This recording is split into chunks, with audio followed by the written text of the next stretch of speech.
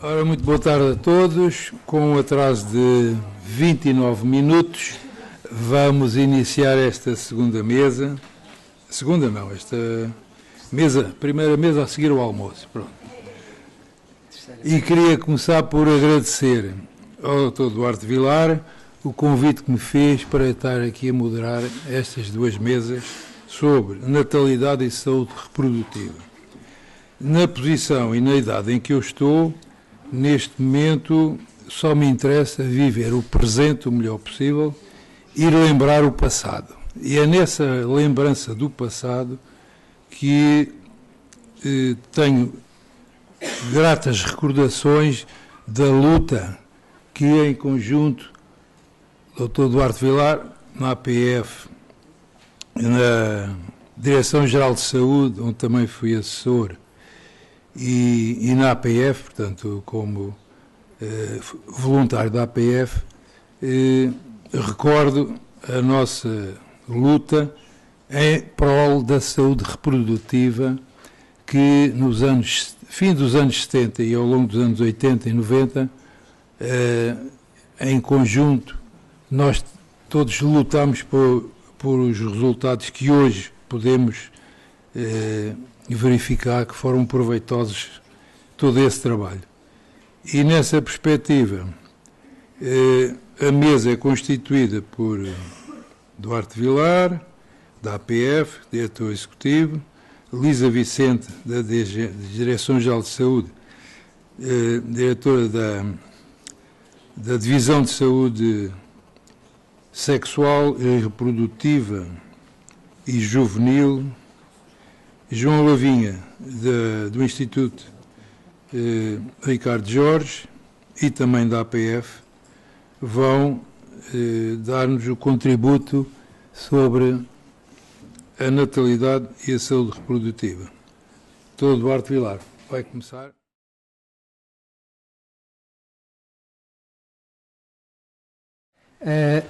Como organizador desta conferência e diretor da APF, eu aproveito também para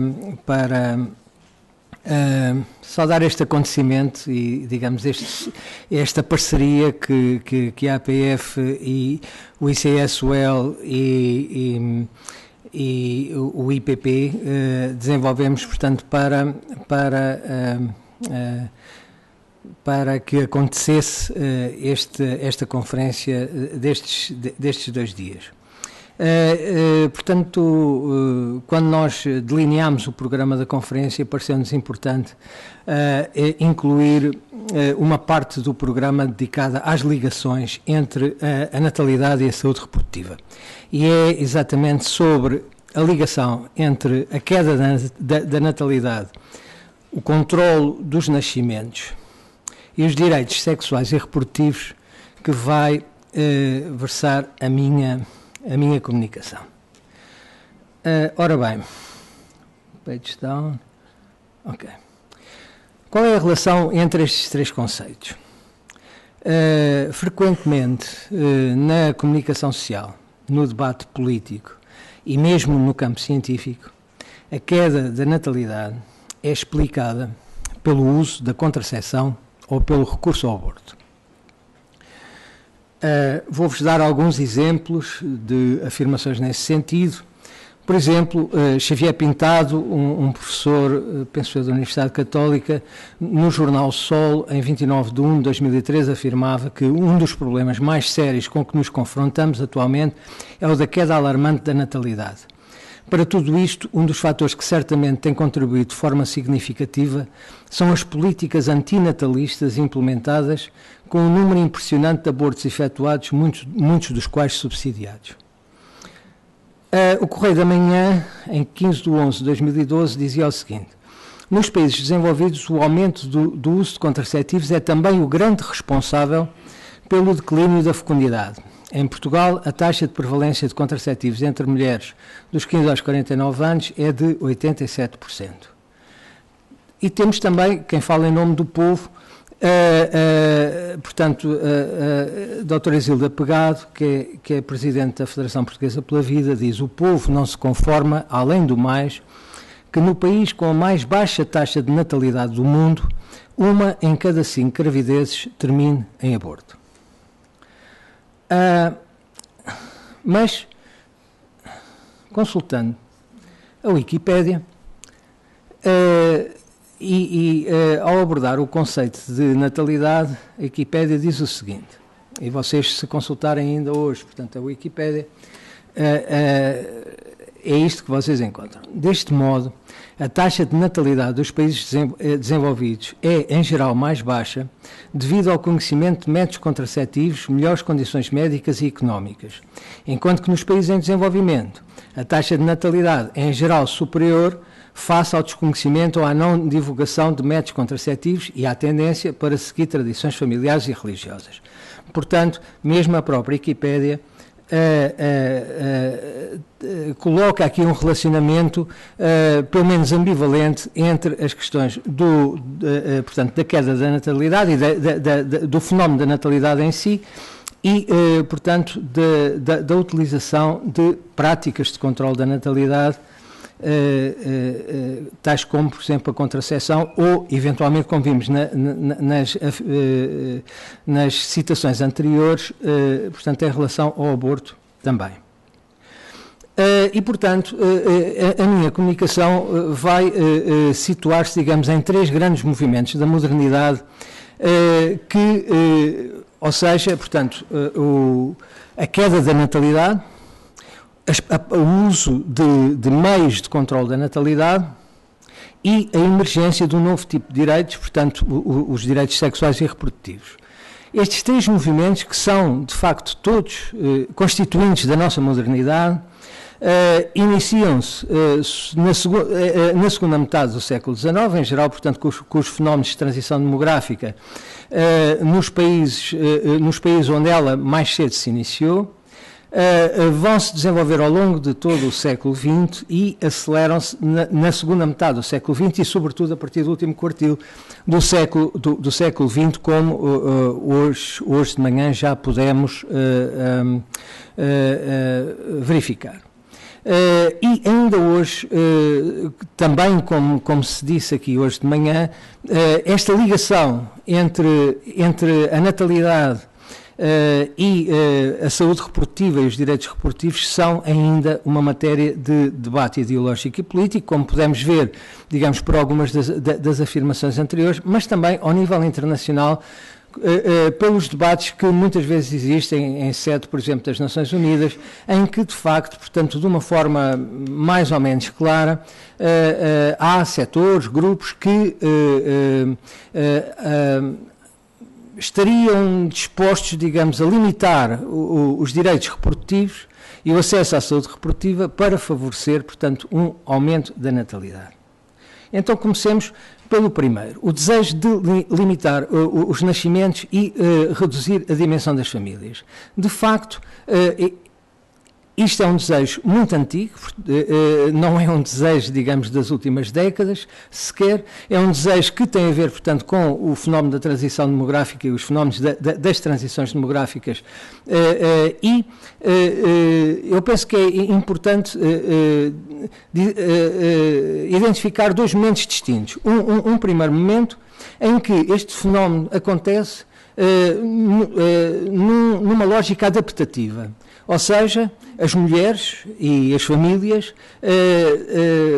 têm o desejo de limitar os nascimentos e de reduzir a sua própria dimensão para dar resposta às dramáticas condições de vida das classes trabalhadoras, sobretudo das classes com menos poder económico, muito afetadas, portanto, pelas questões da pobreza e do desemprego, e também pela própria necessidade de as mulheres entrarem para o mercado de trabalho como forma de contribuírem para o orçamento familiar e darem, digamos, as famílias terem mais recursos face às situações de pobreza e desemprego que eram endémicas, de facto, nas classes trabalhadoras, não só no final do século XIX, mas também ao longo do século XX e no nosso país em particular, portanto, os baixos rendimentos das classes trabalhadoras.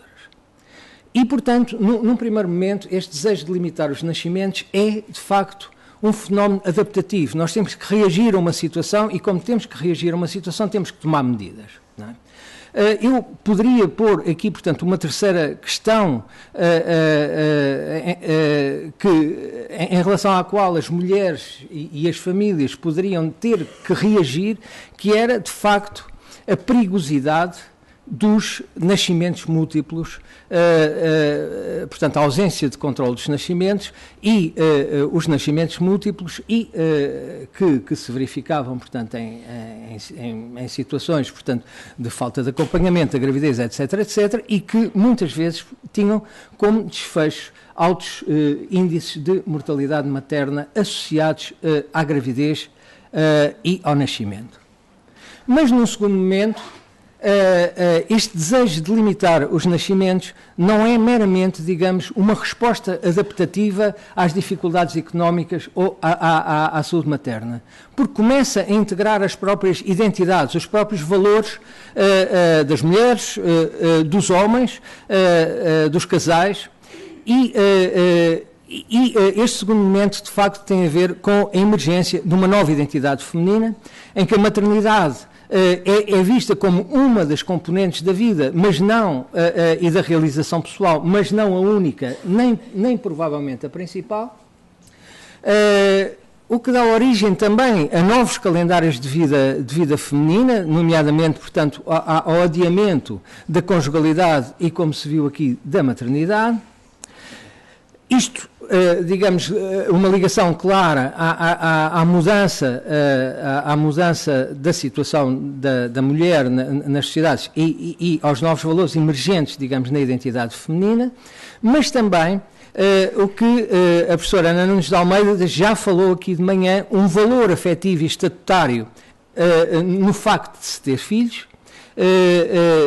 Ter filhos, a ideia de que não basta ter filhos, mas é preciso ter filhos com qualidade e dar-lhes a qualidade de vida necessária.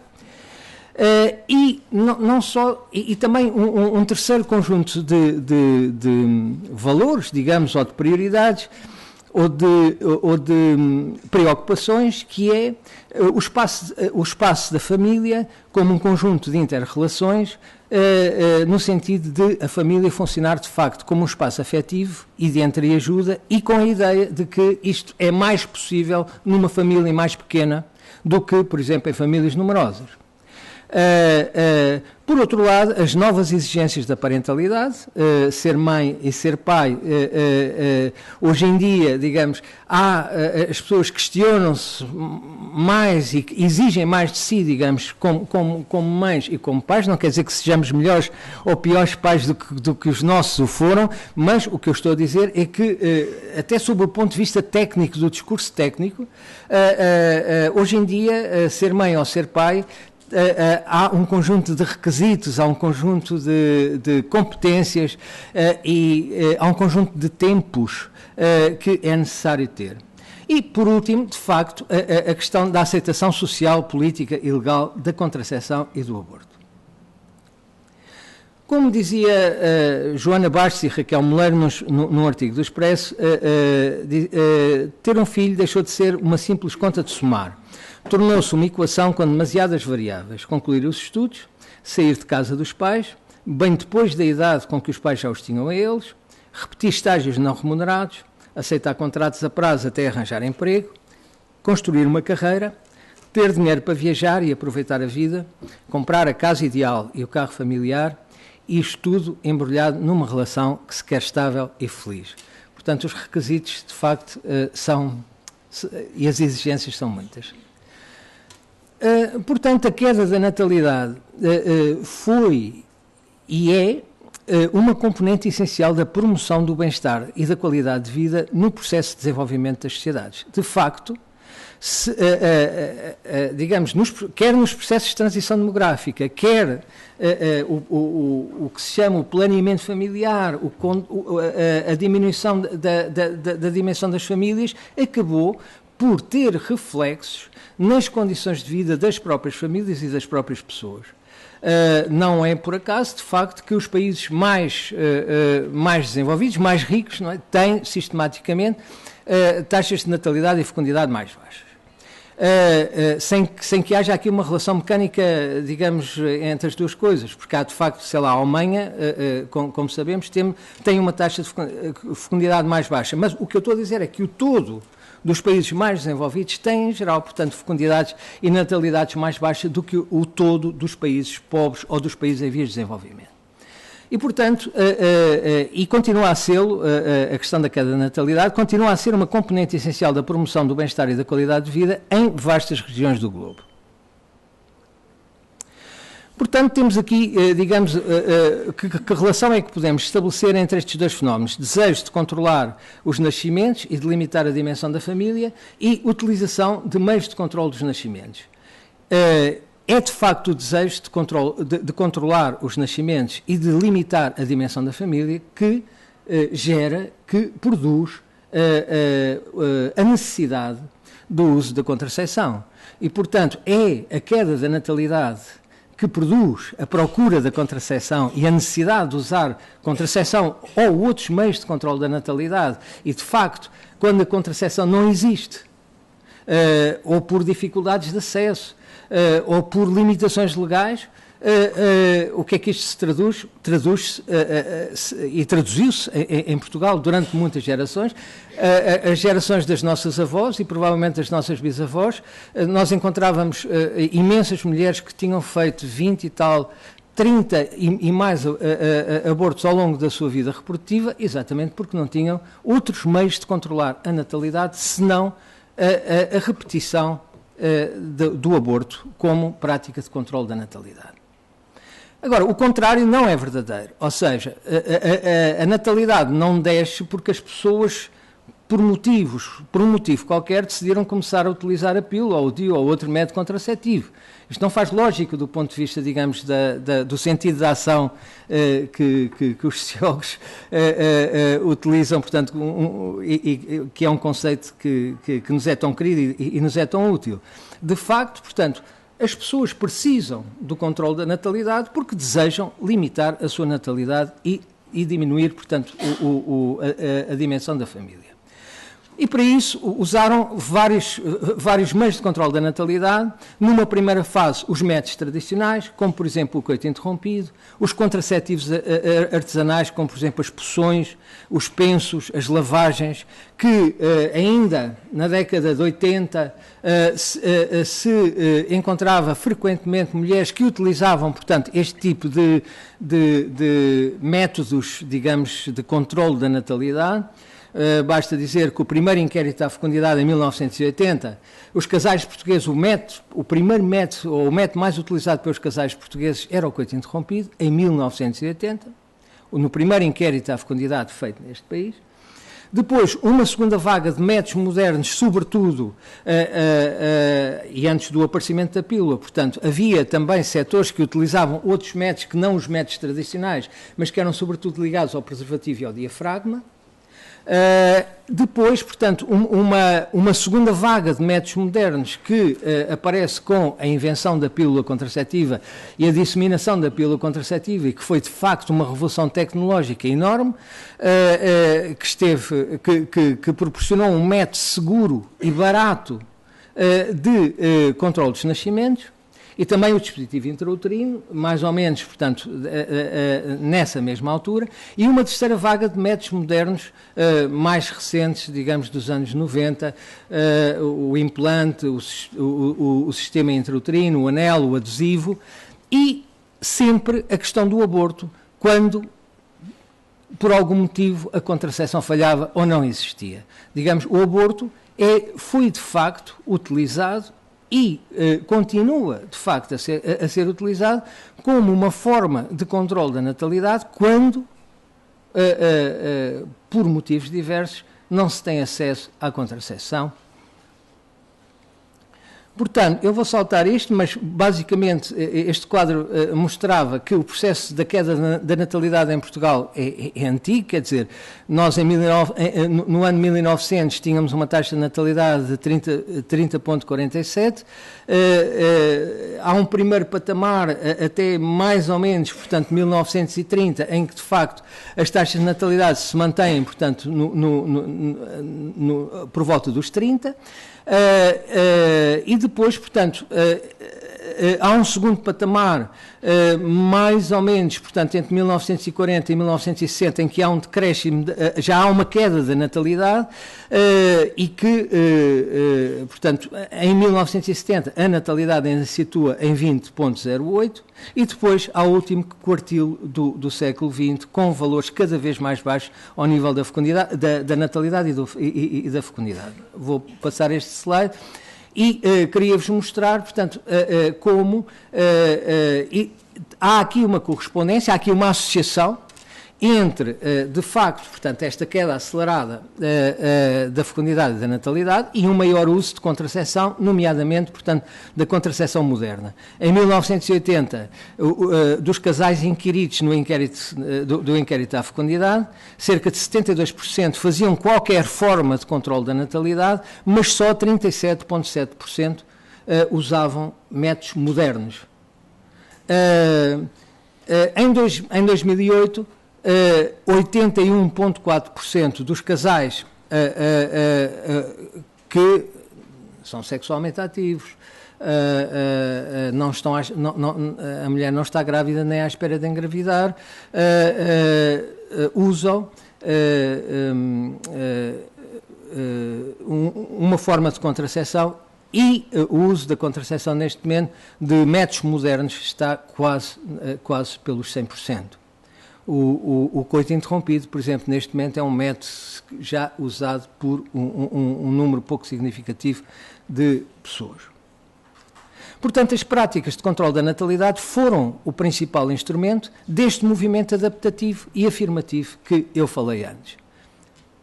Foi um instrumento, não foi uma causa.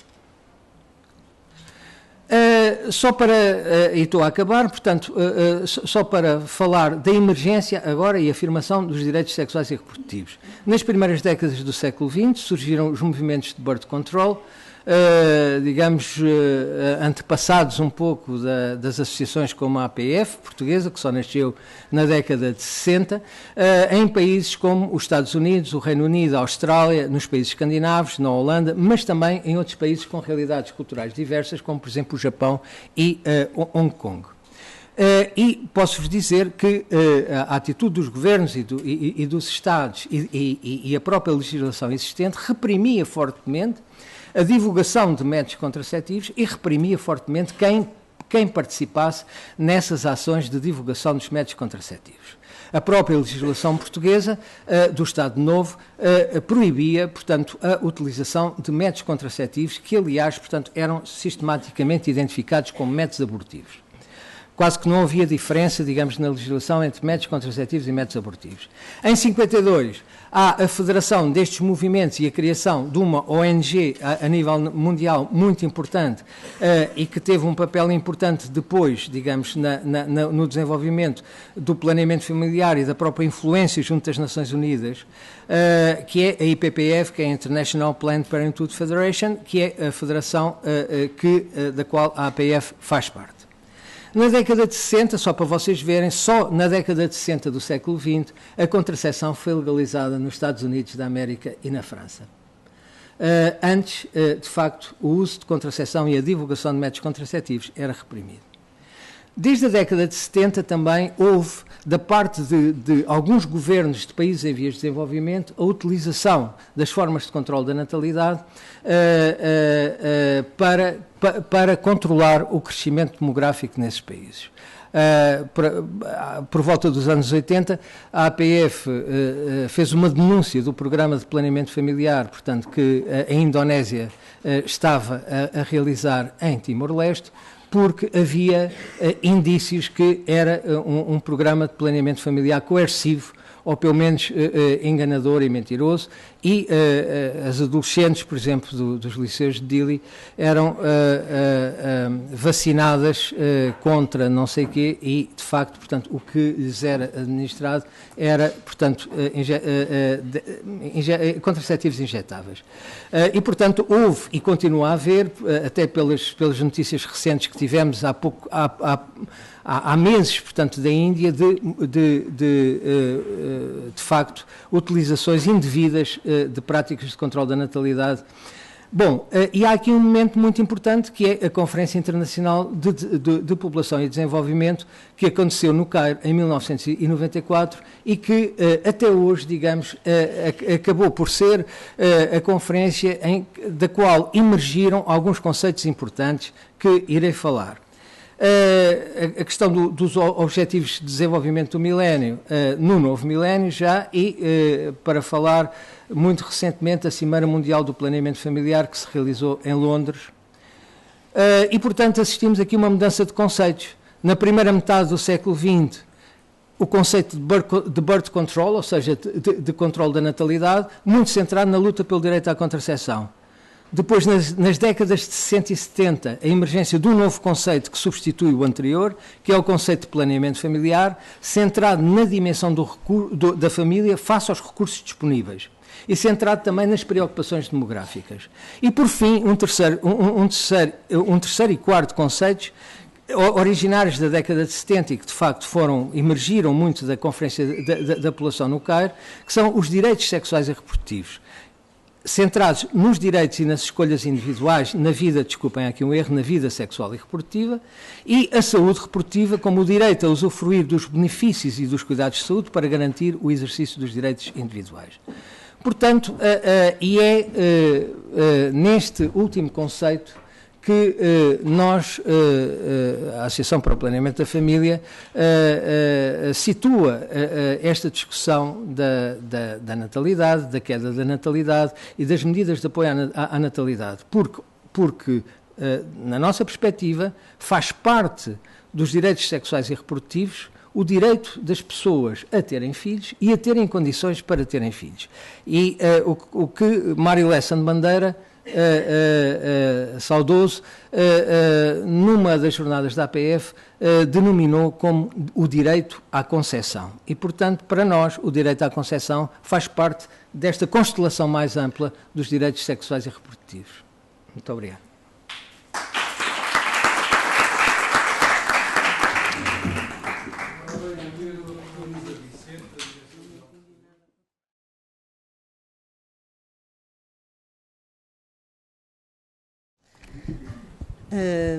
Boa tarde a todos e vou falar sem nada desta vez. Como viram, eu estive de volta dos slides e não me consegui entender completamente com o computador do professor Duarte Vilar, que é como quem diz, não me consegui entender, nem sequer consegui reorganizar os slides, mas isto prende-se com o facto que eu não trazia uma comunicação, eu não ia trazer imagens, ao contrário do que é hábito. Eu achei que me devia, para já, durante a manhã, eu queria vir, ouvir e aprender, e foi um facto, aprendi bastante. E achei que era mais importante pegar em 3 ideias e falar um bocadinho sobre elas. Depois, durante a comunicação da professora Ana Nunes de Almeida, eu até pensei, mas eu até tenho comunicações que mostram exatamente aquilo que ela está a dizer. A questão de realmente é tão importante, nós se calhar já não nos lembramos que em pouquíssimos anos, em 35 anos, realmente a mortalidade infantil diminuiu tanto, a mortalidade materna diminuiu tanto, que aquela ideia de que era preciso ter muitos filhos para poder ultrapassar, para algum conseguir chegar à idade adulta, era uma ideia crucial para repor a geração, e que eu tenho aqui. E por isso é que eles estão fora de ordem, visto que eu não me entendi ali com o computador. Pronto. E é um facto, nós às vezes tendemos a esquecer que nos anos 70 a mortalidade materna relacionada com o parto, com as interrupções de gravidez que eram realizadas, porque elas não apareceram assim out of the blue, mas a mortalidade materna era muito significativa e nós mudámos muito dos valores, como podem ver, dos 100 por 100 mil nascimentos, para os valores atuais de 8 por 100 mil. É um facto.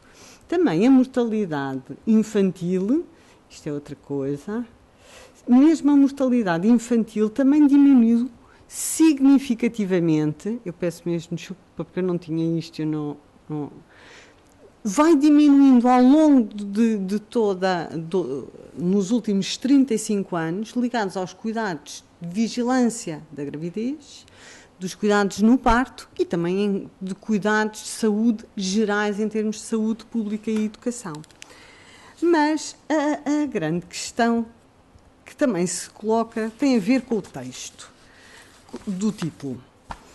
Eu reparei que a natalidade e a saúde reprodutiva estão divididas em duas mesas, a parte 1 e a parte 2. Pronto, a nós coube-nos a parte que tem a ver, provavelmente, com o planeamento familiar e a saúde, a gravidez, porque estamos essencialmente pessoas que trabalhamos nessa área, e depois a mesa 2, que tem a ver com as questões da infertilidade.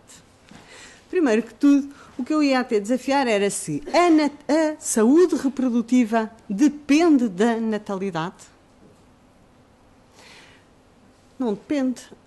A saúde reprodutiva deve ser, e é aquilo que o Duarte esteve a falar durante bastante tempo, os direitos à saúde reprodutiva devem existir e devem ser assegurados a todas as pessoas, homens e mulheres, independentemente de nós estarmos num país em alta de natalidade, em queda de natalidade, em natalidade que seja só de homens e não de raparigas, como por exemplo na China. Ou seja, o valor da saúde reprodutiva não pode depender da natalidade. Senão andamos sempre às voltas com a questão de e porquê que então... Porquê que é importante? Porque nós vamos mudando de paradigmas. Porquê que as pessoas escolhem ter filhos? E quando é importante fazer contracepção, nós falamos muito, é por escolha, não é por acaso, pronto. Mas realmente, quando as pessoas deixam de ter filhos, também é por escolha. Se calhar também não é por acaso. Mas nós tendemos a pensar no valor, provavelmente, e é isso que muitas vezes é questionado,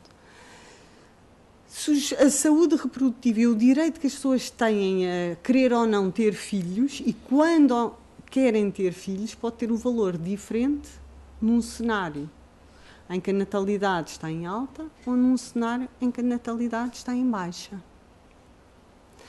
Isto apenas como princípio filosófico, acho que é importante salientar.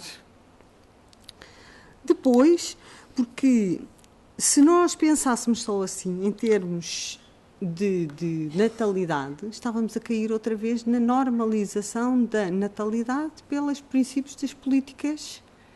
É necessário que nasçam mais crianças, então a bem da nação, façam-se nascer mais crianças. Existem crianças a mais, ou estão a nascer, a bem da nação, diminui-se. E, no fundo, continuamos a não integrar o famoso princípio da Conferência do Cairo, que é isto está centrado nas escolhas individuais.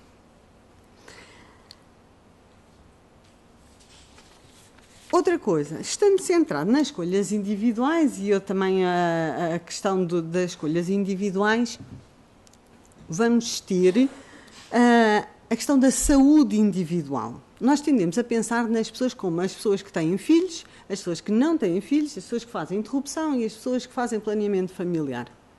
O que não é um facto. Porque normalmente estamos a falar das mesmas pessoas em diferentes tempos históricos ao longo da sua vida. Porque muitas vezes as mulheres que fazem planeamento familiar, e hoje em dia muitas mulheres, já isso foi falado hoje, não testam a sua fertilidade, de facto iniciam a sua vida sexual fazem contracepção, fazem bastantes anos de contracepção, têm o número de filhos que quer fazer e depois às vezes ainda precisa de continuar a fazer a contracepção durante a sua idade fértil. Ou seja, estas mulheres podem, uma mulher ao longo da vida vai entrando nos vários temas. Isto para dizer que individualmente não há as mulheres que se reproduzem e as mulheres que interrompem e as mulheres que fazem planeamento familiar. E os mesmo para os homens. Então, havia aqui uma coisa que eu também trazia como outro ponto, para mim, que era a questão das diferenças do sexo biológico, que também já foi falado. Sim, existem diferenças no sexo biológico, até achei bastante curioso que na análise do Inquérito da Fecundidade de 2013, mesmo as questões eram colocadas a mulheres e a homens e em diferentes grupos etários. Aos homens até mais tarde, reconhecendo que aos homens até aos 59, não era? 54, pronto, era possível realmente eles ainda entrarem na possibilidade de terem filhos. Mas já não se fazia o mesmo com as mulheres, porque existe um facto biológico que é a diferença em que é possível ter filhos.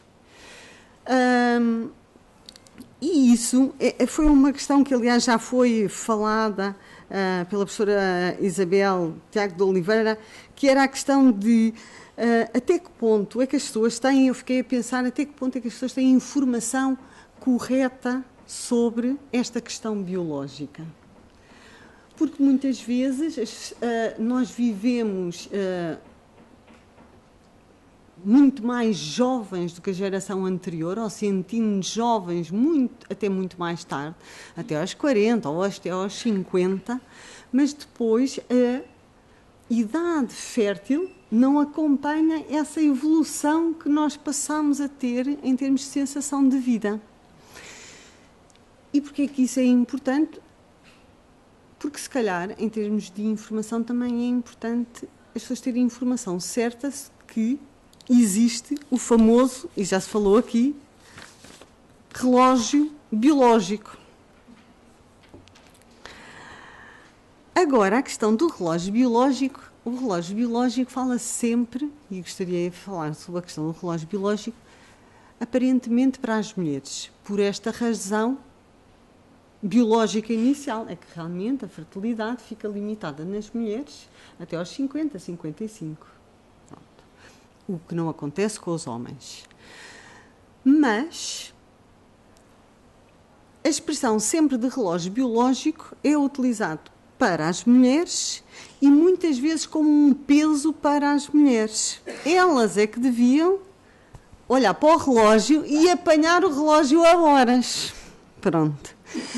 E por isso, a questão aqui do relógio biológico, muitas vezes as pessoas falam sobre o relógio biológico, é um facto, mas é também, às vezes, uma mensagem, como é muito veiculada sobre as mulheres, penso que também tem uma enorme carga de culpabilidade para muitas mulheres que, atingindo os 40 anos, ainda não tiveram filhos. Ou, às vezes, e já tenho constatado isso, e também não se falou, mas que é a questão dos 35 anos. Por exemplo, as mulheres acham que aos 35 anos o seu relógio biológico está associado a uma gravidez de risco. E há muita ideia de mulheres mais velhas, gravidezes de risco. E é um facto, por um lado, as mulheres vão tendo mais risco de alterações cromossómicas, biologicamente, ao longo da vida e infletindo nos 35 anos, mas também é verdade que nós temos cuidados a oferecer e possibilidades de diagnóstico neste momento para mulheres mais velhas. E o facto de serem mulheres mais velhas tem mais risco. A gravidez não é de risco por si só, mas pode ter mais riscos. É um facto biológico.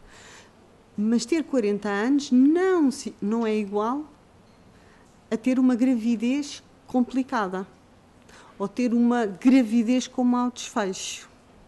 Não sei se às vezes nós transmitimos muito esta ideia, porque às vezes continuamos a guardar uma ideia talvez de há 10 anos ou 15 anos, da gravidez de risco associada à mulher dos 35 anos ou à mulher dos 40 anos.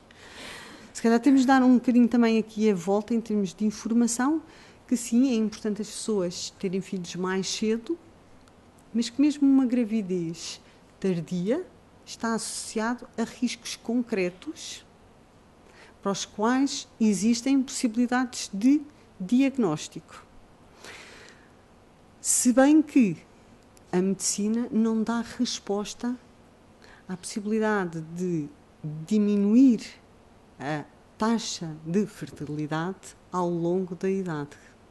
Eu sei que isto são duas informações um bocadinho contraditórias e até eu acabei por guardar aqui realmente algumas ideias que, ao ouvir a professora Filomena Mendes também a falar sobre isso, e até a Vanessa Cunha, a questão das expectativas irrealistas sobre fertilidade, fez-me pensar muito sobre isto, porque o que eu vinha dizer era assim: a saúde não estimula a fertilidade. A saúde como área de trabalho, o que deve é assegurar que a natalidade seja bem sucedida. E ser bem sucedida é ter sucesso, é que o filho seja saudável, é que a mulher não tenha complicações, que o parto decorra com a normalidade e à altura das suas expectativas. Por isso, achei que a nós, a questão da saúde, cabe mais passar a mensagem de que não devemos estimular a natalidade, porque nós devemos de respeitar as decisões de cada um, mas devemos é assegurar que a natalidade seja cumprida em sucesso. Depois fiquei um bocadinho, trouxe aqui para mim, vou levar até para pensar, e depois talvez até com um bocadinho mais de debate, as questões que na mesa anterior se levantaram, da informação correta realmente sobre a taxa de fertilidade ou as expectativas da fertilidade.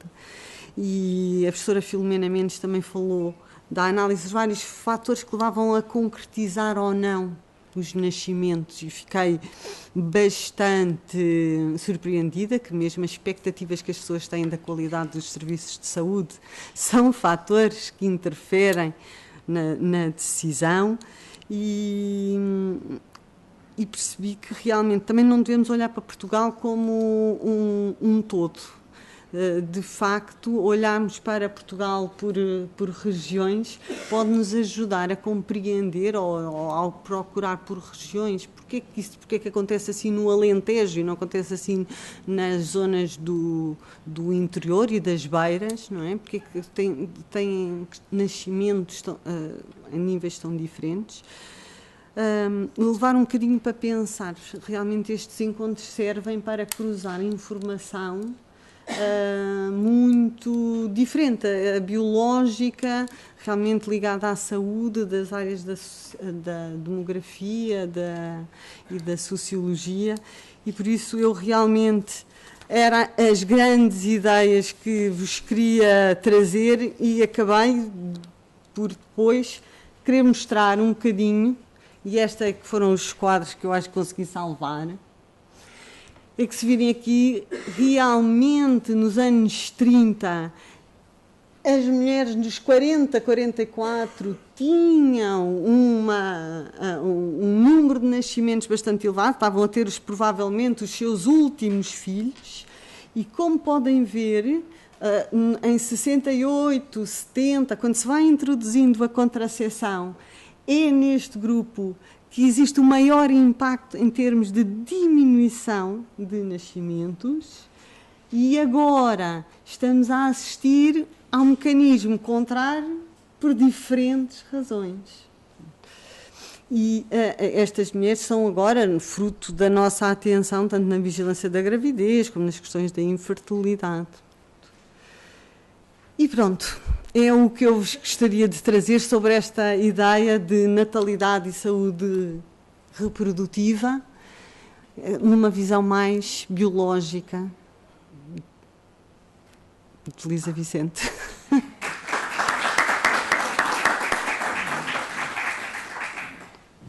Agora vou ouvir o Dr. João Lavinha, do Instituto Ricardo Jorge. Então, mais uma vez, saudar a assistência, já o fiz no início da sessão desta manhã. Vamos abrir aqui. Vanessa, ajuda-nos lá, sessão 3. E a minha está aqui. Mas antes de abrir aqui a minha apresentação, não posso deixar de partilhar convosco uma sensação que tive há uns minutos quando o Duarte falou da equiparação legal dos abortivos e dos anticonceptivos. Eu era aluno, há 45 anos atrás, eu era aluno aqui ao lado na Faculdade de Farmácia e tinha acabado de sair um decreto-lei em 1968, isto passa-se em 1969, um decreto-lei que regulava a atividade farmacêutica e das farmácias. E uma das coisas que os farmacêuticos, em qualquer caso, nunca poderiam fazer era dispensar nas farmácias antigenésicos e abortivos. Que realmente o antigenésico era o nome, digamos, o eufemismo para falar em anticonceptivos, não é? E lembro-me que um dos nossos professores falava que se podia ajudar os casais inférteis a regularizar o ciclo menstrual da mulher através de umas hormonas que havia aí nos comprimidos e tal, mas que era numa perspectiva até pró-natalista, digamos assim. Mas achei piada tu teres referido isso, porque realmente era rigorosamente assim, em 1968, portanto não é... é no século passado, mas não é assim na antiguidade. Ok, então vamos lá aqui desculpem lá os slides em inglês, era para benefício dos nossos colegas não lusófonos. E agora esta coisa é por aqui. Exato.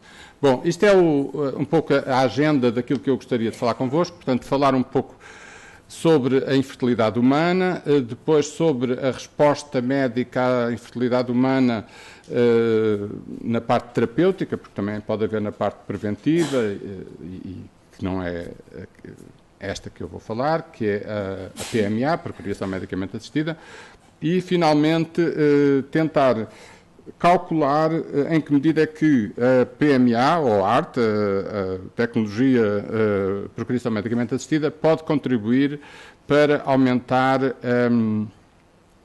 a natalidade em Portugal.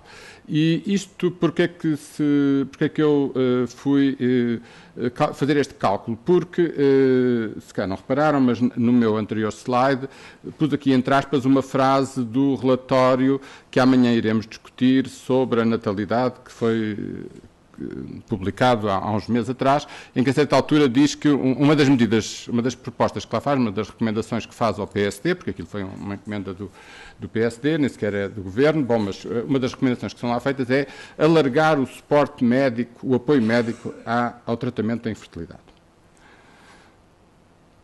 Bom, o Duarte também já falou disto, que realmente há grandes assimetrias na fertilidade em termos de geografia, e aqui estão apenas 3 classes. A vermelho, índices sintéticos de fertilidade entre 1,13 e 2,1, portanto, abaixo do tal limiar de substituição. Depois, a verde claro, ali à volta desse limiar, 2,1 a 3, e a verde escuro, de 3 a 6, praticamente a 7.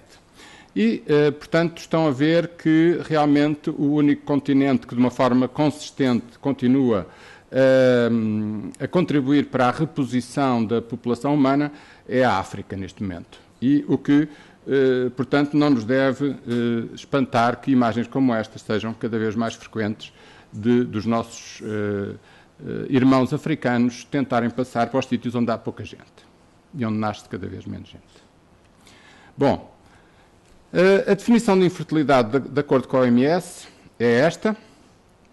É considerada uma doença do sistema reprodutivo que se define pela incapacidade de conseguir uma gravidez clinicamente documentada após pelo menos 12 meses de relações sexuais não protegidas. Há que chamar a atenção de que a nossa espécie não é particularmente fecunda. Em cada ciclo menstrual a probabilidade de a gravidez ocorrer é entre 20% a 25% e, mesmo ao fim de um ano, portanto com 11, 12 ciclos, não ultrapassa os 90% cumulativamente. Portanto, não somos, como espécie, uma espécie particularmente fecunda. A prevalência global da infertilidade é da ordem de 1 a 10 a 1 a 6 casais, 1 em cada 10 a 1 em cada 6 casais na idade reprodutiva, e em Portugal eu encontrei duas estimativas, uma genérica para o Portugal todo e outra para o Porto, para a zona do Porto, mas que, como estão a ver, não diferem da ordem dos 10, 12%, é o que, dos casais em idade fértil, evidentemente. Esta prevalência global também não está igualmente distribuída por todas as zonas do mundo. Não vou entrar em grande detalhe sobre isto, é só para vos dar a ideia de que há heterogeneidades, de facto. E também não está distribuída nos grupos etários que consideramos dentro daquele grande grupo da idade fértil, não é? Que eu há bocado fiz entre os 20 e os 44 anos. Se estratificarmos, verifica-se que, evidentemente, como era previsível, a infertilidade vai aumentando com a idade dos casais. Isto é relativamente aos Estados Unidos, mas é um padrão que se repete noutras populações. Quanto às causas, aqui temos as principais causas. Reparem que há pelo menos 18% dos casos de infertilidade que ainda continuam por explicar, o que não é pouco, cerca de um quinto, não é? E dentro destes explicáveis temos aqui 17% que são devidas a múltiplos fatores, masculinos e femininos, e depois os restantes são praticamente em partes iguais devidos a fatores femininos, cerca de 30%, e masculinos, cerca de 32%.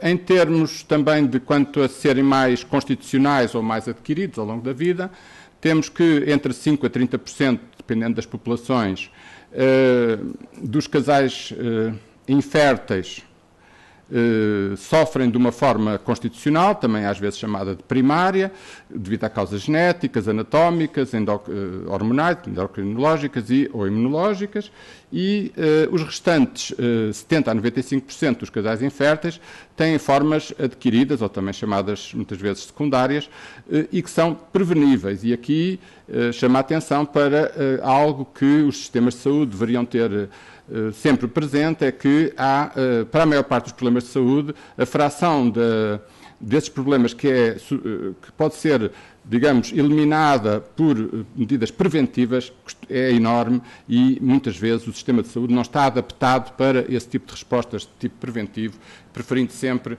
ou maioritariamente, as de tipo curativo.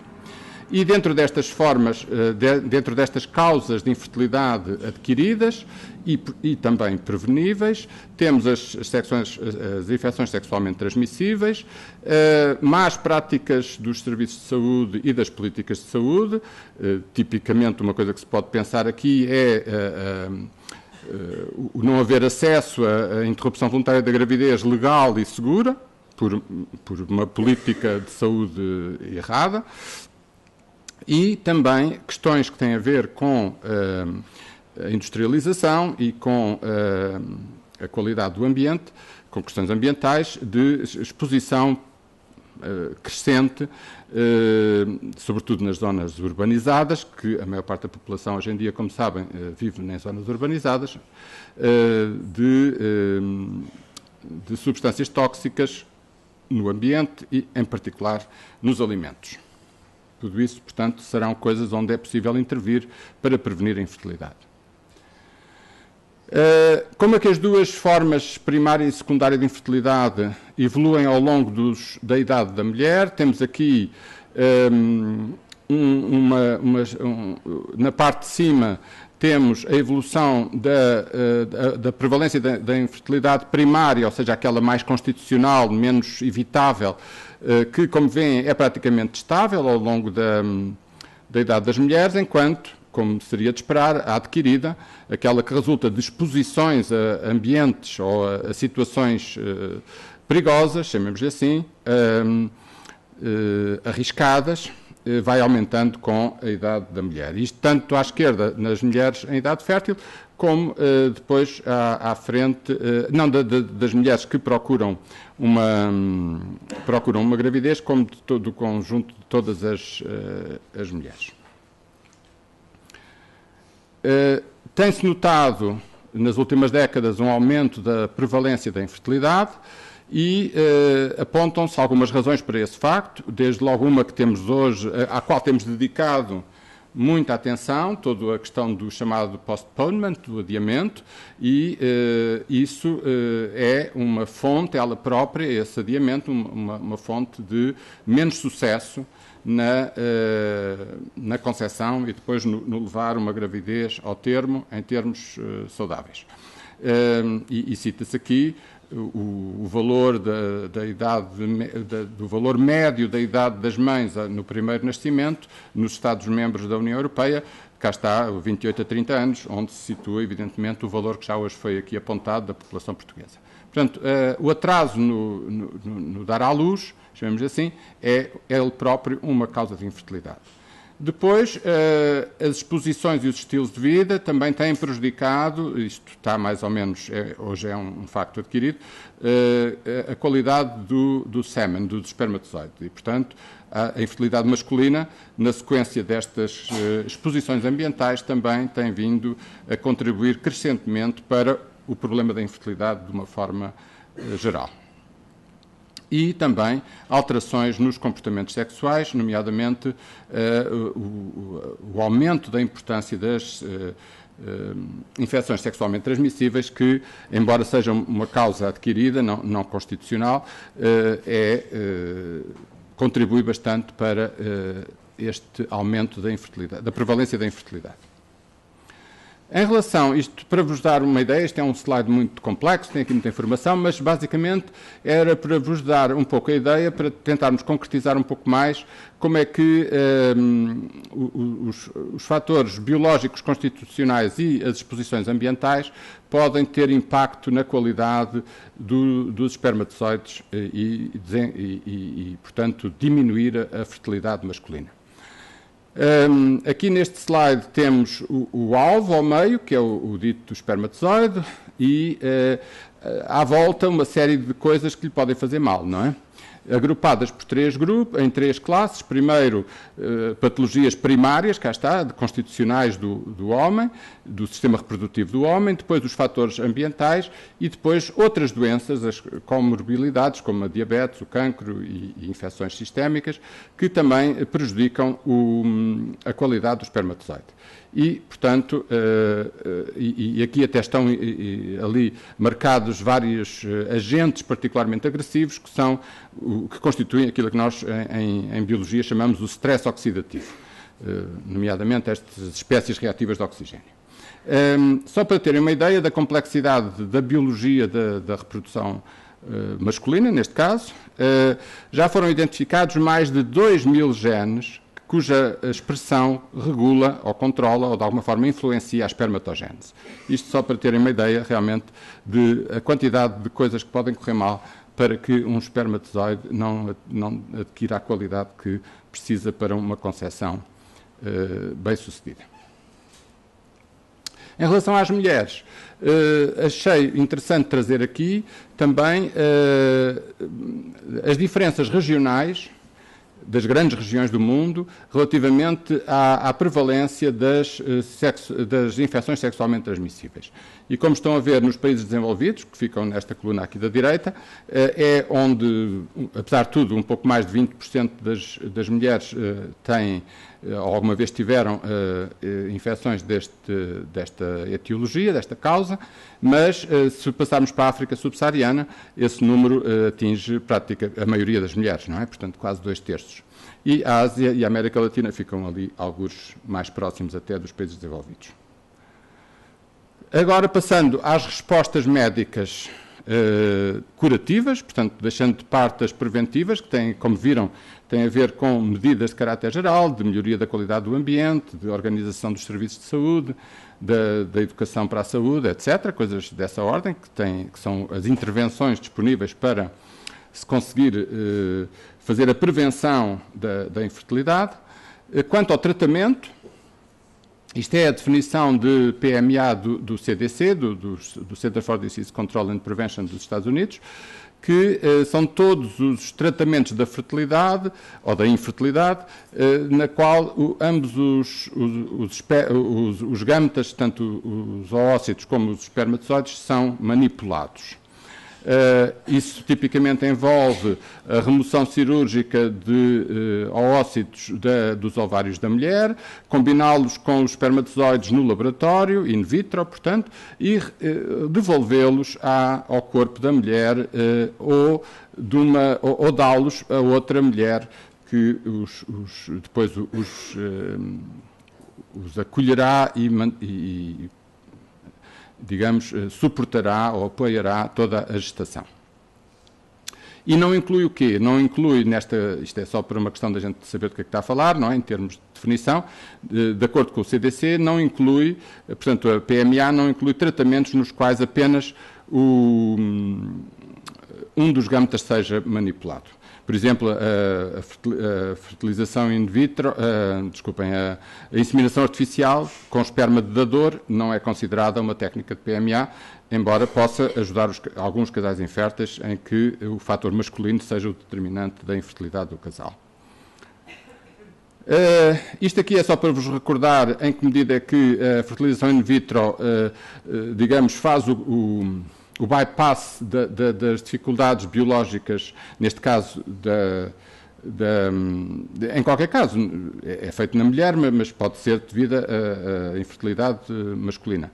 Portanto, em que, em vez de o espermatozoide, o tal ponteiro desaparece um pouco, entrar naturalmente e ir encontrar o óvulo, algures, e depois haver uma formação de um embrião e a sua nidificação. O embrião o óvulo é retirado cirurgicamente do ovário e é posto numa placa de Petri, onde, por adição do esperma, se vai promover a fertilização in vitro, por isso in vitro fertilization. Isto, como provavelmente sabem, deveu-se a este simpático ancião que nos deixou há um ano e tal atrás e que nos anos 60 se lembrou de fazer esta coisa que poderia ser já ter sido pensada há mais tempo, mas de qualquer modo ele teve o grande mérito de ousar fazê-la e por essa ousadia e outras coisas que fez a seguir, acabou por ganhar o Prémio Nobel em 2010, o Robert Edwards, claro. Só para vos chamar a atenção aqui de um pequeno pormenor, que não é de forma alguma pequeno, isto é praticamente a mesma coisa do anterior, mas tem aqui algo que é muito importante, é que para se conseguir estes oócitos para inseminar artificialmente ou para fertilizar artificialmente, in vitro, nós temos que estimular uma superovulação com uma hormona que a mulher toma ou que é injetada na mulher e que, portanto, produz uma estimulação ovárica que permite, assim, a recolha de múltiplos oócitos. E depois, daí também, o número de embriões que se podem implantar ou transferir mais tarde. Aqui também aproveito este slide para vos falar de uma outra forma de PMA, digamos assim, que é dá por esta sigla, que quer dizer Diagnóstico Genético Pré-Implantatório, e que é uma coisa que se pode oferecer e que se oferece cada vez mais aos casais que tenham problemas de doenças genéticas na família e que não queiram fazer diagnóstico pré-natal, podem fazer um diagnóstico pré-implantatório. Isso consiste em quê? Consiste em vários daqueles embriões que são gerados por este processo in vitro, recolher uma célula deste embrião de 8 células, nesta fase do embrião que tem 8 células, e ir ao laboratório e analisar e escolher os embriões que não vão dar origem a fetos afetados da doença genética que existe na família. Portanto, isto só para introduzir aqui mais uma outra tecnicidade. Finalmente, no aspecto técnico, ainda gostaria de falar de uma outra modalidade de PMA, que é a chamada ICSI, que é, o nome diz aí tudo, não é? Portanto, é a injeção intracitoplasmática do esperma, e que está aqui ilustrada com uma bela foto de um espermatozoide doente, mas que, apesar de tudo, tem a informação genética paterna suficiente para vir a contribuir para um zigoto, digamos, para um embrião mais tarde, e que está aqui a ser injetado com esta agulha num oócito retido, seguro aqui por uma pipetazinha que, por sucção, o mantém ali quieto, e depois, então, porque é injetado o espermatozoide porque ele por si nunca lá chegaria, porque é imóvel ou porque é defeituoso, não teria a capacidade de atingir o seu alvo e, portanto, nós, digamos, o técnico do laboratório injeta lá para dentro do oócito o dito espermatozoide. Isto agora começou aqui a fazer não quero abrir nada. Agora, tudo isto eu já fui aludindo aqui, e esta última acho que é uma foto bastante impressionante para a gente perceber que estas técnicas todas têm problemas de segurança. Além da eficácia, para além da eficácia, também considerar aspectos de segurança. E a eficácia já lá iremos, mas comecemos pela segurança. Como é habitual em medicina, antes de mais, primo non nocere, não é assim? Primeiro de tudo, não fazer mal. Depois, se puder fazer bem, tanto melhor, mas a primeira coisa que um procedimento médico deve ter é não ser nocivo. E, portanto, as questões da segurança são primordiais. No objetivo, exatamente, de reduzir o erro médico e de aumentar a qualidade dos cuidados. E, então, quais são os principais problemas da PMA? Como já há bocado deixei entender, pode haver uma síndrome de hiperestimulação ovárica. Como se implantam vários embriões, o risco de gravidezes múltiplas causadas pelo procedimento médico é mais elevado. Pode depois também haver baixo peso à nascença, eventualmente paralisia cerebral e defeitos anatómicos vários. Se for a ICSI, que é esta forma de injeção do espermatozoide mecanicamente, digamos, através de uma agulha, e, portanto, que é muito mais invasiva do que a PMA, a fertilização in vitro, não é? A FIV, como se diz em português, aqui não está documentado, mas põe-se a hipótese de haver também alguns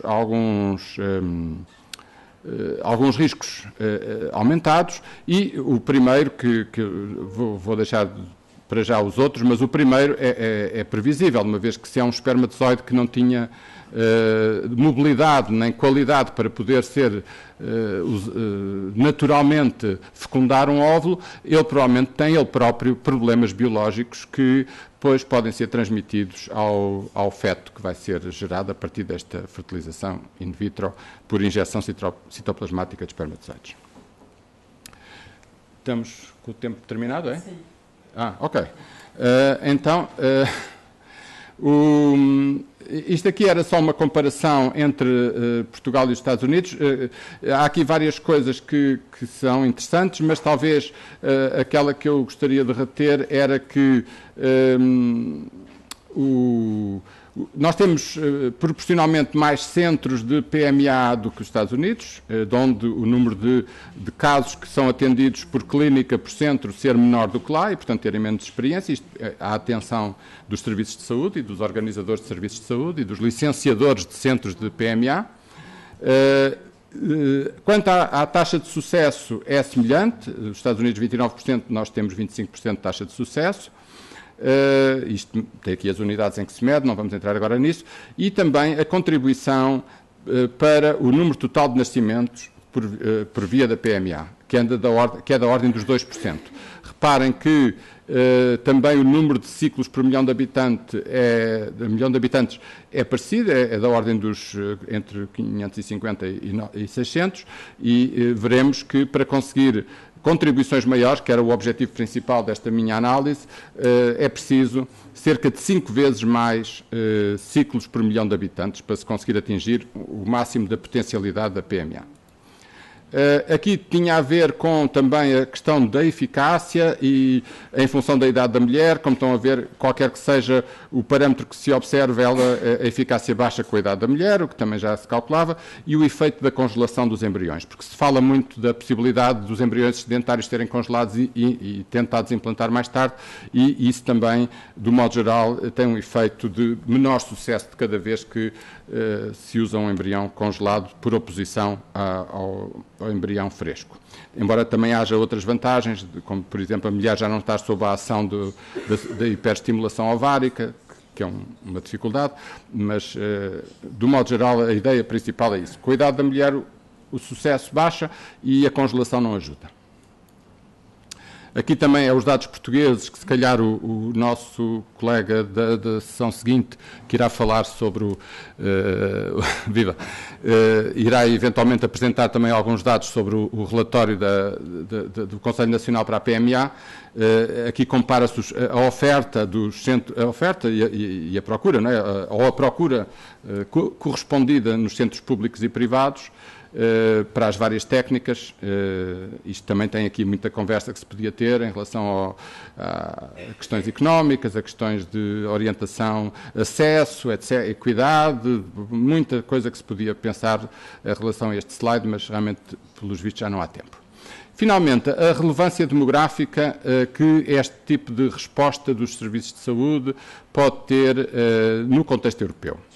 Bom, a elegibilidade para a PMA, em países com prevalências de infertilidade do género da que nós temos, portanto, que anda aqui à volta dos 10%, 12%, é esperado que haja 3.000 casais por milhão de habitantes e por ano elegíveis para a PMA, dos quais estima-se que apenas metade esteja interessado no caso e, portanto, a procura será só metade disso e que, se pensarmos que muitas vezes o primeiro ciclo não é bem sucedido e que temos que oferecer mais do que um ciclo por casal, isto dará que a necessidade de tratamentos será da ordem dos 2.500 ciclos por milhão de habitantes e por ano, número que na Europa apenas a Dinamarca, a Islândia e a Bélgica, em 2009, pelo menos dados posteriores não tenho, atingiram.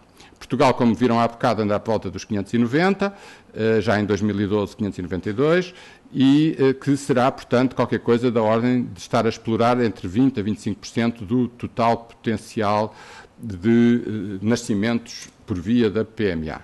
Só para comparação, temos aqui a Moldávia, 166 ciclos por milhão de habitantes e por ano.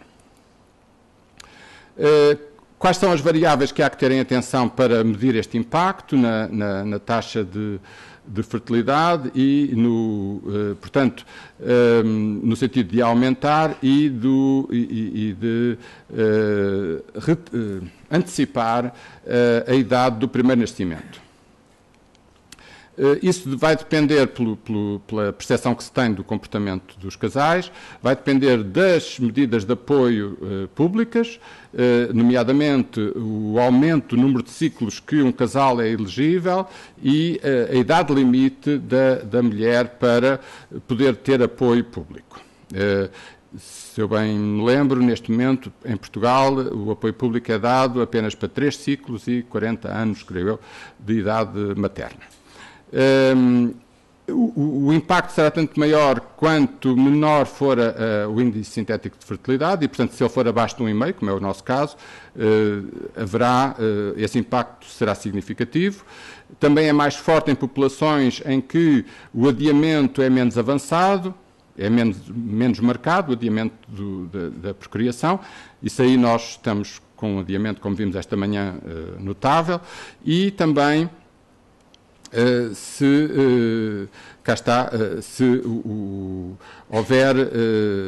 o recurso à PMA for mais precoce do que mais tardiamente, claro. A precocidade do tratamento é um fator de aumento do seu impacto em termos globais.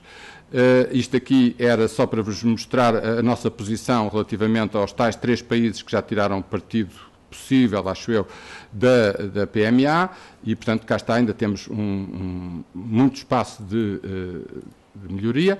E, portanto, isto aqui já todos sabemos. Esta primeira coisa já era uma conclusão que já foi dada de manhã. Isto também, aqui a questão das causas preveníveis dever ser tida em conta, a atenção dos serviços de saúde, mais saúde pública, promoção da saúde, etc. A nossa comparação com os Estados Unidos, também viram que não, já o que havia a dizer.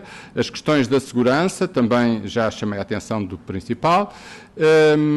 Aqui, como medidas para melhorar o acesso e o impacto da PMA, seria uma melhor literacia em saúde dos casais, em saúde sexual e reprodutiva dos casais, um diagnóstico da infertilidade mais precoce, e, portanto, uma mais precoce intervenção, e um aumento uma facilitação do acesso à PMA por aquelas duas medidas que eu há bocado referi, quanto ao número de ciclos e quanto à idade limite da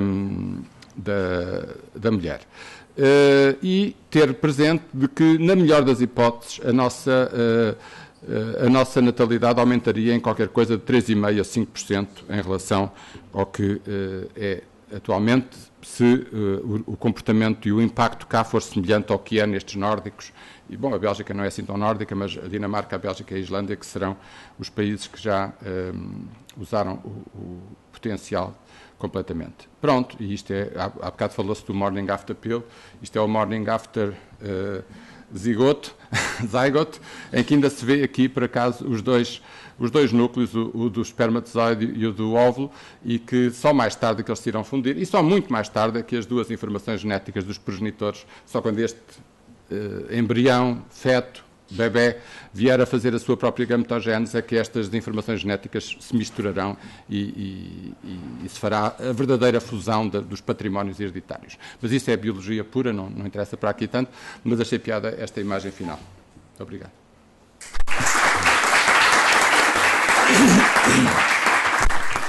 Muito obrigado aos participantes da mesa pelo contributo que deram para o assunto da natalidade e saúde reprodutiva. Abre-se agora um curto período de debate, porque estamos já um bocado atrasados, e queria começar por perguntar à doutora Elisa Vicente se, na sua enumeração dos fatores para a saúde reprodutiva, se tem interesse, julgo eu que sim, o espaçamento das gravidezes.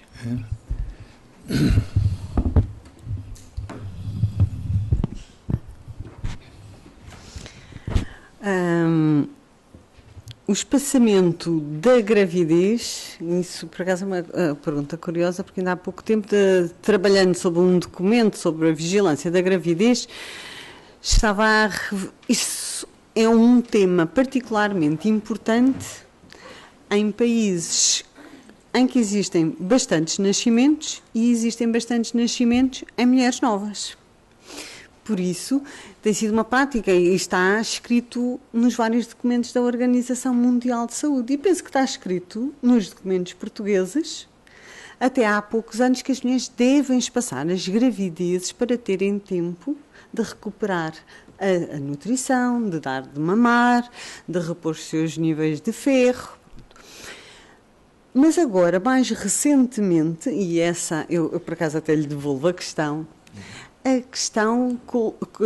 coloca-se nestes termos. Então, mas se nós agora temos mulheres que engravidam mais tarde, e se tiverem partos normais, porque se tiverem partos como uma cesariana, podem existir razões biológicas para fazer intervalos concretos, ou de um ano, isso depois varia segundo a literatura, mas se tiverem um parto normal, existe algum tempo limite, tal como nós sempre falamos, ou como existe em termos de informação para o mundo em geral, ou para a África, ou para a Ásia, desta reposição nutricional? Eu acho que esse fator é fundamental, porque o que está em causa é a gravidez futura.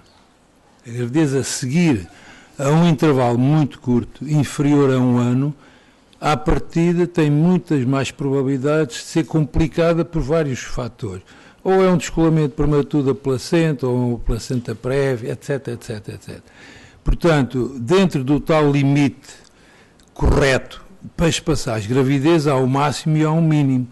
Portanto, numa mulher de 40 anos, a gente pode pensar, pronto, não vai esperar 2 anos ou 3, mas pelo menos 1 ano deve fazer. Entre o nascer um e o pensar em começar o outro. Mas levanta-se essa questão. Pronto, sim. Não é? Porque, de facto, o que acontecia nos anos 50 e 60 e por aí fora, e 70 ainda, era uma mulher ter um filho e na sua primeira ovulação a seguir ao nascimento ficava logo grávida. Ora, este facto que aconteceu inúmeras vezes, e os irmãos tinham 1 ano de diferença entre eles, correspondia aos 3 meses mais ou menos, e depois mais as outras 40 semanas, isto hoje em dia está errado.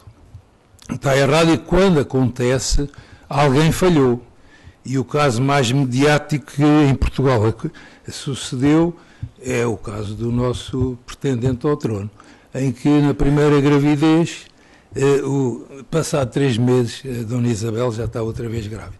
Isto, houve aqui uma falha muito grande. Hã? Foi o ketchup. Porque as estatísticas são números, mas as probabilidades também têm que se pôr em causa. E, portanto, a probabilidade da gravidez seguinte correr mal é maior. É por essa razão. Pois. Mas concorda que a questão do ano, sim, temos aqui a questão da reposição, do dar de mamar de um filho, mas que se calhar aquela nossa, e ainda existem muito estas imagens, esta imagem escrita, 2 anos entre gravidez, o ideal é 2 anos entre uma gravidez. Pode ser ou não ser, eu acho que é um slogan um bocadinho herdado de outras alturas, de outros tempos históricos e que hoje, se calhar, depende mesmo da realidade de cada mulher, do seu status nutricional e, obviamente, a idade. Mais alguém quer fazer perguntas? Faz favor.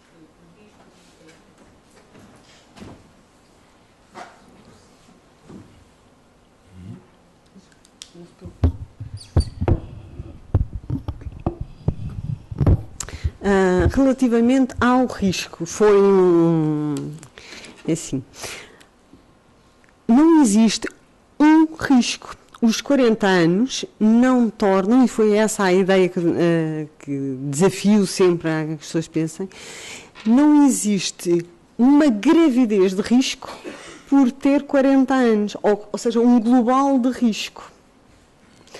O que existe é, pelo facto de ter 40 anos, risco específico de certas situações. Por exemplo, uma mulher com 40 anos tem mais risco de ter alterações cromossómicas, nomeadamente na raça branca, a trissomia 21. Tem mais risco de, por ter 40 anos, já ter outras doenças, pelo facto de já ter vivido 40 anos, de ter hipertensão, de ter diabetes, de ter obesidade, e com isso complicar a gravidez. Se não tiver essas doenças, não tem esse risco. Mas depois, quando fica grávida aos 40 anos, tem mais risco de vir a desenvolver diabetes, ou hipertensão, ou um parto pré-termo, ou um bebê mais pequeno. Sim, existe um fator independente relacionado com os 40 anos, mesmo em termos uterinos, de maior risco de atraso de crescimento. Mas o que eu queria passar a ideia, porque muitas vezes as pessoas dizem assim, eu tenho 30, e às vezes usam os 35 aos 40, vou ter uma gravidez de risco. Isto é que eu acho que é importante desmistificar. Porque não é um risco global, não é um risco de tudo, não é um risco de ter pé-bote, não é um risco de ir ter algumas situações em concretas. E por isso importa às vezes desconstruir esta ideia do risco. Eu tinha pensado, isso era uma das ideias que eu trazia e depois ao ouvir de manhã sobre esta questão, que existem algumas coisas que impedem as mulheres de passar do primeiro para o segundo filho, e muitas vezes pode até estar relacionado com uma imagem errada de que agora já vou pisar o risco. Eu continuo a fazer a prática clínica e tenho realmente muitas mulheres que às vezes vêm só para saber, então, eu que agora tenho 40, eu estou-me a lembrar de uma que vi ontem, eu queria saber qual é que é o risco em que eu vou incorrer. Pronto. E muitas vezes a pessoa tem a ideia de que é 40 ou 35, porque muitas pessoas têm ainda a ideia dos 35, é uma gravidez de risco. Não vai incorrer em riscos em concreto. Eu penso que sim, aliás, por isso eu anotei, porque eu achei, sim, que provavelmente nós não veiculamos suficientemente esta informação. Pronto. Mas, por outro lado, era isso que eu até estava a dizer, que eu própria precisava de pensar um bocadinho mais. A professora Isabel Tiago de Oliveira também disse uma coisa que eu acho importante. E agora, ao falarmos sobre as questões da infertilidade, que às vezes as expectativas, ou foi a Vanessa, penso assim, que são as mulheres terem, neste momento, as mulheres e os homens, nós temos uma expectativa que a medicina resolve tudo. E às vezes até tenho colegas que dizem isso, eu trabalho muito com pessoas com diabetes, há pessoas que dizem, olha, mas agora a medicina já resolve muita coisa. Eu sou médica, vejo aqui outros médicos, e sei que a medicina não resolve tudo. Às vezes remedeia e às vezes não tem solução para algumas situações. Por isso, às vezes ao passarmos uma mensagem é importante pensarmos um bocadinho nela, por isso eu até realmente anotei aqui para pensar como conseguir passar estas duas ideias que até podem ser um bocadinho nada contraditórias. Pronto. É um bom slogan. Este seu slogan é bom. As verdades não é ter uma gravidez de risco, depois é preciso desenvolver. Bom, Karen, como eu disse há bocado, eu acho que a exploração completa deste slide daria para uma conversa quase destas, uma dose de conversa. Eu chamaria só a atenção para 2 ou 3 coisas e depois socorria-me do Dr. Eurico Reis, que sendo do Conselho Nacional, conhece isto muito melhor que eu. Mas há aqui algumas coisas, porque alguém que está de fora da organização destes cuidados é striking, é chamativa, digamos assim, que é para já haver, tendo nós, como eu disse há bocado, um número de ciclos por centro abaixo do que, por exemplo, os Estados Unidos têm, não pude comparar com outros países, mas admito que seja, porque isso é típico, nós multiplicamos pequenas unidades de saúde em muitas especialidades, provavelmente aqui também será um caso. Temos 10 centros públicos e 17 privados. Depois a contribuição. Tradicionalmente, até ao presente, era mais oferta da parte dos privados do que dos públicos. Este último valor que aqui temos é praticamente equilibrado, ou até ligeiramente mais dos públicos dos privados. A outra coisa que também é, para mim, interessante é a composição pelas várias técnicas. Tipicamente, o privado tem mais experiência em ICSI, portanto, a técnica mais invasiva, admito eu que mais cara também, e menos em fertilização in vitro convencional. Quanto aos congelados, também há aparentemente maior prática da parte dos privados. Tanto quanto eu pude ver no relatório do Conselho Nacional, a análise sociológica não é feita, mas, entretanto, aconselhando-me com um dos membros do Conselho, fiquei a saber que no privado a comparticipação pública se reduz a uma percentagem dos medicamentos necessários para o procedimento, e não provavelmente para o procedimento cirúrgico, mas também agradeço que me corrija, se faz favor. Se estiver para isso, digamos assim, se estiver disponível para... portanto, no público é tudo elegível. E, portanto, isto daqui faz, desde logo, uma seleção económica, chamamos assim. eu para já não sou capaz de dizer muito mais, mas sim, acho que a exploração completa destes números poderia ser muito interessante. Não sei se o Dr. Eurico Reis quer complementar, se houvesse possibilidade de passar.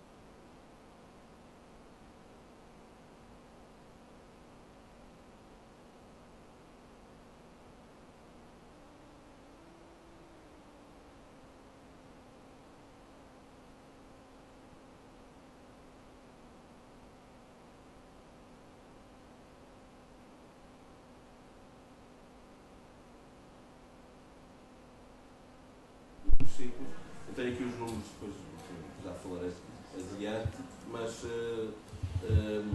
por acaso,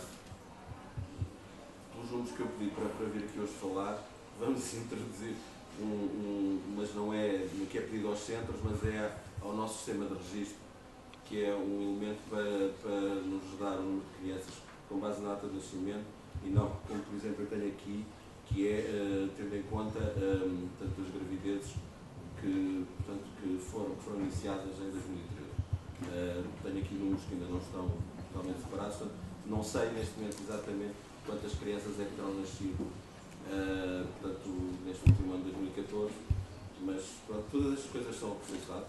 Enfim, se houver de facto uma pressão, não tenho outro nome para chamar, muito grande de entidades, enfim, qualificadas, o Conselho poderá eventualmente perguntar aos centros se estão disponíveis para, será nestes termos, se estão disponíveis para introduzir dados de natureza sociológica naqueles, tanto relatórios, que agora já não são relatórios escritos, mas portanto a introdução de dados no sistema de registro, se eles estão disponíveis para isso, e depois, talvez daqui a um ano, possamos responder essas perguntas.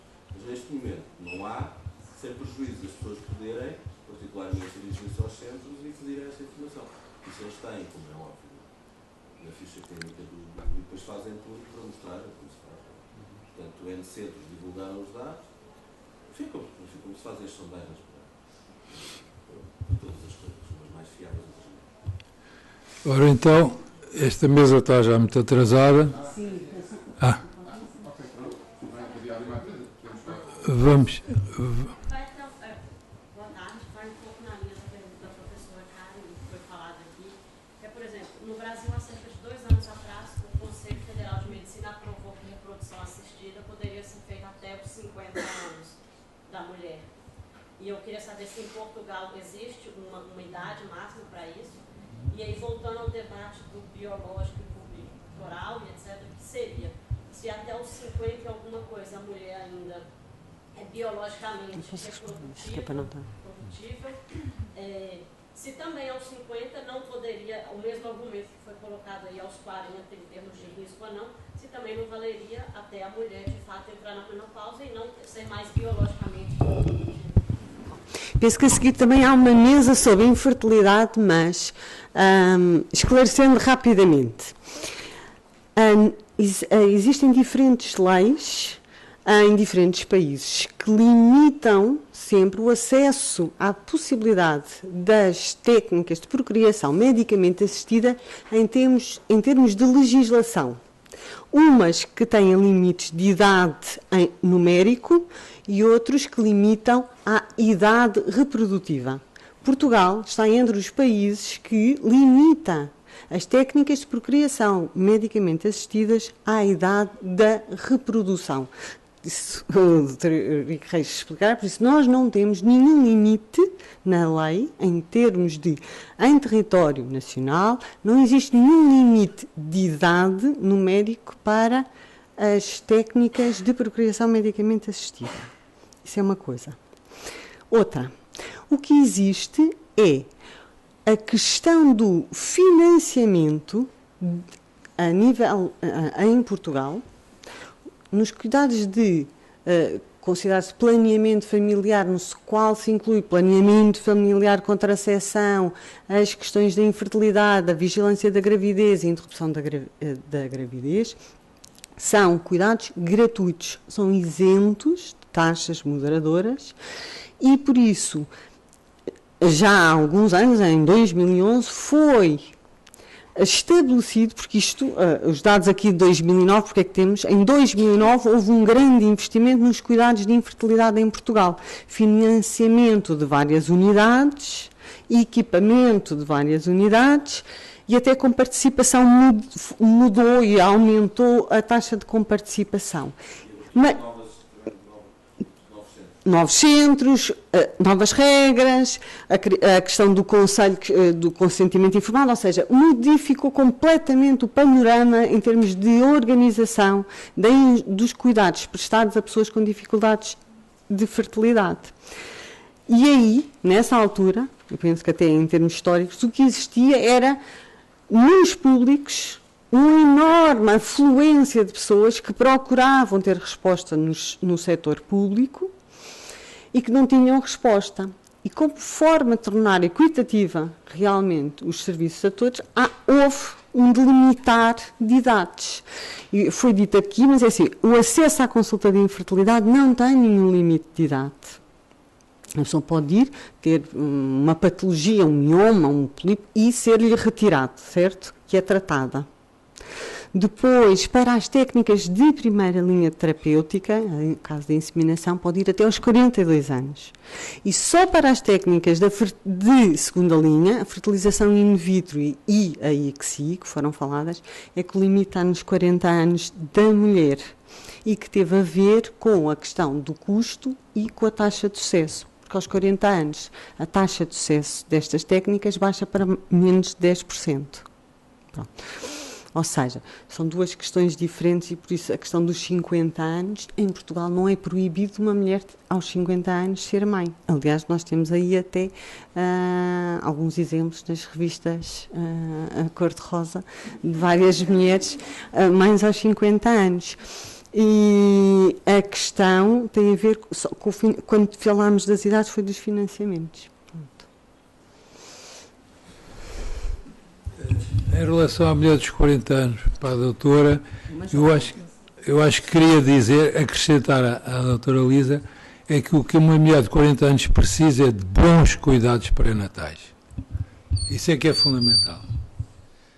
Portanto, vamos encerrar esta mesa. Muito obrigado pela vossa participação e aos participantes também. Muito obrigado.